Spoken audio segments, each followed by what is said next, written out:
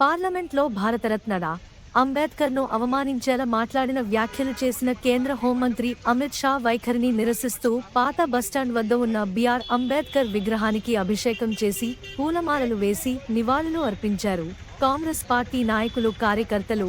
ఈ సందర్భంగా టీపీసీసీ కార్యదర్శి తోపాజీ అనంతకిషన్, యూత్ కాంగ్రెస్ కార్యదర్శి కున సంతోష్లు మాట్లాడుతూ రాజ్యాంగకర్త బాబాసాహెబ్ డా అంబేద్కర్ను రాజ్యసభలో అవమానకరంగా మాట్లాడిన కేంద్ర హోంమంత్రి అమిత్ షాను వెంటనే పదవిలో నుండి తొలగించాలని, వెంటనే దేశ ప్రజలకు క్షమాపణ చెప్పాలని డిమాండ్ చేశారు।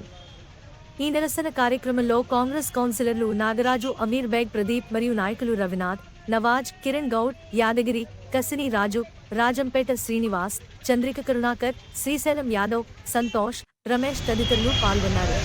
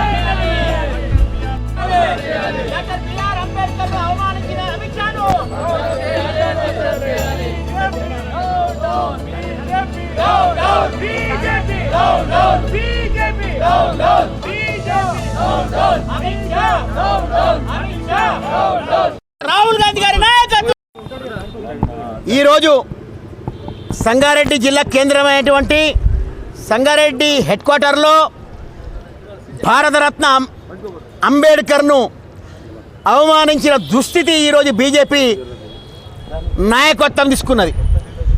అంబేద్కర్ను అవమానిస్తే భరతమాతను అవమానించినట్టేగా భావిస్తూ ఈరోజు రాజ్యాంగ నిర్మాణం చేసినటువంటి అంబేద్కర్ను అమిత్ షా గారు పార్లమెంటు సభలో, అంత పెద్ద పార్లమెంటు సమావేశాలలో 100 సార్లు అంబేద్కర్ను మీరు పలుకుతున్నారు, ఒక్కసారి దేవుణ్ణి భగవంతుని చేసి అయిపోతుంది, అంబేద్కర్ ఎందుకు అంత అన్నిసార్లు మీరు ఉచ్చరిస్తున్నారు అన్నాడు। ఎంత అవమానం అని అంటే ఈరోజు అంబేద్కర్ గారు ఒక ఎస్సీ వర్గానికే కాదు, ఒక ఎస్టీ వర్గానికే కాదు, భారత రాజ్యాంగ నిర్మాత, అన్ని కులాల సమానపరుస్తూ ఈరోజు భారతదేశం నడుస్తుందంటే ఈరోజు అంబేద్కర్ పుణ్యమే నడుస్తుందని చెప్పి భావిస్తూ మా నాయకుడు జగ్గారెడ్డి గారి సూచన మేరకు, నిర్మలా జగ్గారెడ్డి గారి పర్యవేక్షణలో మరి ఈ కార్యక్రమం సంగారెడ్డి హెడ్ క్వార్టర్లో, సంగారెడ్డి పట్టణంలో మా కౌన్సిలర్ల మధ్యలో, ప్రజాప్రతినిధుల మధ్యలో ఈరోజు కార్యక్రమం చేయబడ్డది।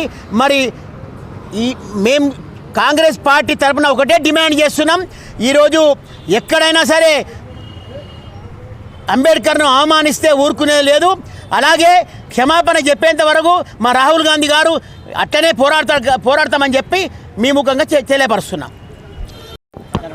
మరి నిన్న జరిగినటువంటి పార్లమెంట్ సమావేశాల్లో కేంద్ర హోంశాఖ మంత్రి అమిత్ షా గారు ప్రతి ఒక్కరికి అంబేద్కర్ అంబేద్కర్ అంబేద్కర్ అనేది ఒక ఫ్యాషన్ అయిపోయింది అని డాక్టర్ బిఆర్ అంబేద్కర్ గారిని అవమానపరుస్తూ హేళన చేస్తూ ఏదైతే మాట్లాడిండో దానికి నిరసనగా ఈరోజు కాంగ్రెస్ పార్టీ పక్షాన మన సంగారెడ్డి పట్టణంలోని అంబేద్కర్ స్టాచ్యూను పాలతో కడిగి అంబేద్కర్ యొక్క గొప్పతనము తెలపాలని అనుకున్నాము.